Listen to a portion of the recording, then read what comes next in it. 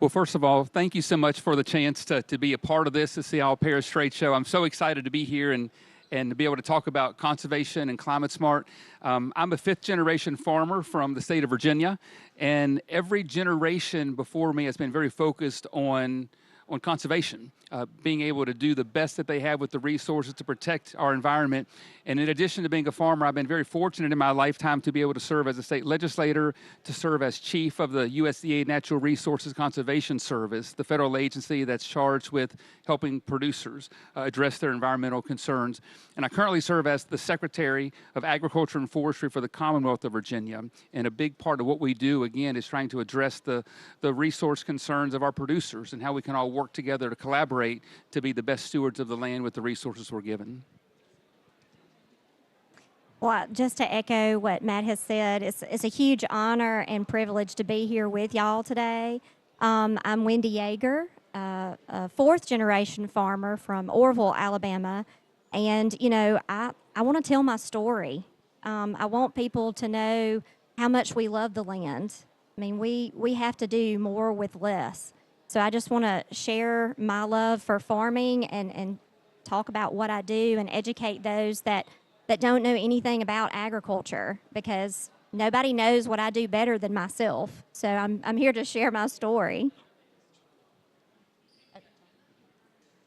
Hi, I'm Brent Babb. I'm with the U.S. Soybean Export Council, and we work with customers that are using soy in feed industry and the food industry, and my programs are in Europe and Middle East, North Africa. But two, I come from an agricultural background. Both of my grandfathers have farmed. And actually, I have a conservation plan. We always like to highlight how long sustainability and conservation has been an issue. But in looking through some of our family history, I find a conservation plan from 1955. So my farmer has about 40 hectares in western Kentucky. He has a conservation plan worrying about erosion, where to plant different kinds of crops, protect the water. So this was 70 years ago. So conservation is something that's been important to us for a long, long time, and coordinated through the government and through NRCS, USDA, and then our farmer practices. The decisions they make every day, it really impacts the sustainability. Farming is for profit, but it's also for the environment.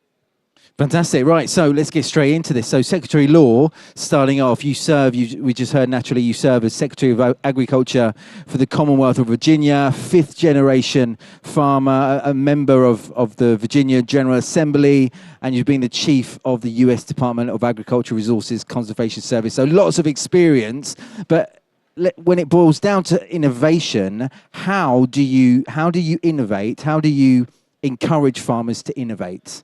It's a great question. When we think about the work ahead in the conservation space and the climate space, we really need to make sure that our farmers are motivated, they feel comfortable, they have the resources that they need. So I think a big part of being able to motivate farmers for innovation is they have to see it firsthand. I'm a big believer in field days and working with our cooperative extension service to be able to have the tools ready so that farmers can embrace it.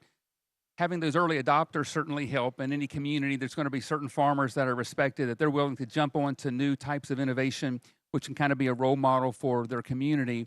But the role I think the government plays is being able to bring those stakeholders and those partners together and many times provide financial cost share dollars. Let's face it, technology and innovation is expensive. And so I think the government has a really important role to step up and provide money to assist them in these efforts. And fortunately, what's going on now at USDA is there's a lot of money in the climate space to be able to work with groups who are willing to use innovation to be better stewards of the land and really make the most of the resources that we have. You mentioned a little bit about the role of federal, state, and local government. Talk to us a little bit more about that so we can really get a grasp of really what that role really represents. So, for example, when I used to run NRCS, we had 10,000 employees all across the country who worked in 3,000 field offices, and their job was to work directly with landowners to be able to help them go out on the fields and be able to see what the resource concerns are, be able to match them up with the process that needs to happen to fix those concerns with the dollars that are available through various programs like Environmental Quality Incentives Program or Conservation Stewardship Program. These are federal dollars that are that are geared towards working directly with producers. And there's several programs within NRCS that are aimed at technology and innovation.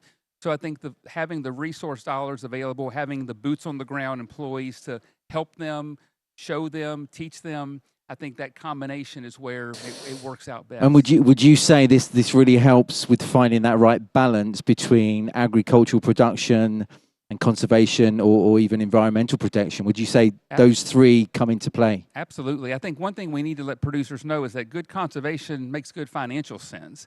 I mean, it's good for the environment, but if you are a farmer who's implemented great conservation practices and no-till and cover crops and crop rotation, all of those things are good for the soil, boosting soil health, and with that, it boosts the bottom line as well. So good conservation makes good financial sense, and I think it all ties together. The role of the government is to be a partner, not to solve the problem, but be a partner, provide the technical advice and the financial resources, and then be able to have that all come together to better address the needs that we have. So that working together, that combination of partnership, a really important word indeed. Right, so we've heard from you about what encourages farmers to innovate. So over to Wendy, a farmer. Really, what encourages you to innovate? What would you say you and the community of farmers? What would you say, added on to what you've just heard, really encourages you to innovate? What would you say?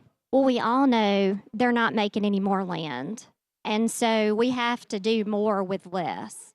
And with that being said, we have to use GPS technology and all the things that Matt just talked about. I need to be more profitable on less acres. So taking all of those things and the partnership with the government to help guide us. But as a farmer, we still know our land better than anyone else, based on the conditions of the weather or, ground conditions. It's great that we have those partnerships, but I know my land the best. And if I don't take care of my land, it's not going to take care of me. So it's very important. We were just talking about that a little bit earlier on. So again, there are so many, these outside influences that you can't control, but also the decisions of others that are not on a combine harvest, that are not actually hands-on doing the work, know what they're doing as well as you. So when you hear those decisions that are maybe not the right decisions, how does that make you feel? What tell us?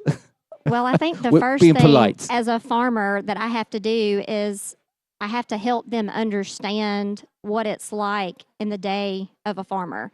We have so many things that we don't have control over. And a lot of people want to put us in a category where you have a set of rules 1 through 10 that you have to follow on a day-to-day basis. And farming doesn't work like that.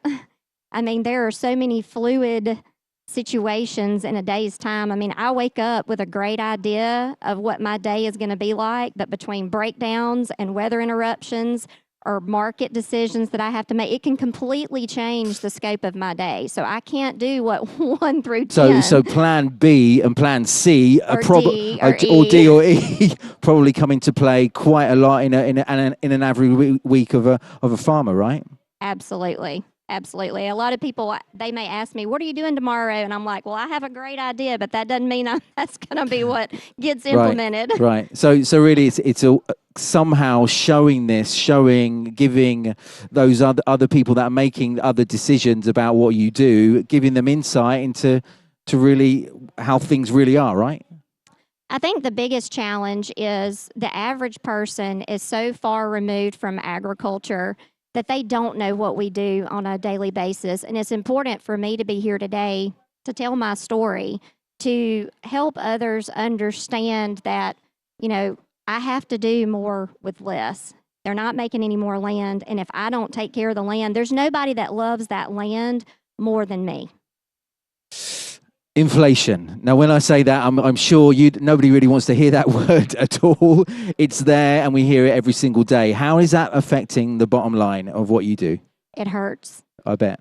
It hurts. Our fertilizer costs this year are double, sometimes triple, depending on what we are applying to what particular crop it may be. So not only am I having to be very smart about my input, I'm cutting corners everywhere I can. In years past, we might apply a little bit extra fertilize on a field that may have not called for it, just to keep the soil in good condition, whereas this year we only applied what was prescribed by our grid sampling because we needed to cut costs per acre. So it's very tough to deal with and tough to handle. As I say, as we speak about that, I can see you two nodding and listening to that. I'd just like to hear your perspective on inflation, on what we just heard.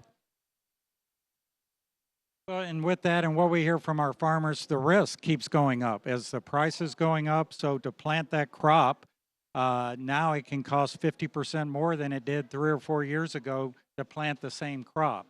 So this year, the prices were good for our farmers. They can, they can get back a benefit, but not always. And just as that risk keeps going up, as Wendy mentioned, worrying about weather, it's always a concern, and worrying about market conditions, what's going on in politics around the world. Agriculture always is in more of the center of politics than it needs to be from different trades. So it's something that's always an impact, and inflation is a big concern. And I guess I can imagine the other effects, other things that are happening across the planet in other parts of the world, the Ukraine crisis as well. What's happened there has already had an effect on your lives, right? And that's with the supply chain. So customers in Europe that are buying U.S. Soy or corn or other commodities, been buying from Ukraine, that supply chain is very complicated, and we just take it for granted. But we've seen, starting with COVID and now with the Ukraine-Russia war, it's very difficult, energy costs. So it is impacting. But as we learned during COVID, agriculture, the food supply chain works, even in very challenging conditions. But the challenges just keep coming. So we're hoping for some sunlight out there. Aren't we all, in everything we do? Right. Inflation, just your perspective on that. Just echo the same comments that have been made. I mean, as a farmer myself, in addition to my government work, I see it firsthand as fertilizer increases and gas prices and the cost of labor, if you can get it, goes up. So all of that has such a harsh impact on the bottom line. And as you said, when a crop costs 25% more to plant, the risk just gets elevated. And it kind of leads into the whole climate conversation. As we have more of a risk of storms or drought or weather conditions, I think it reiterates the importance of having good soil health. And I think for farmers, it's the time then where they can really step up to address their environmental needs that they have on their farm, because if you've got a really healthy soil, it's going to be able to absorb some of these downpours or drought easier. So I think it really all comes together that now is a time that we really need to make sure that our producers are really stepping up and being the best environmental stewards that they can be.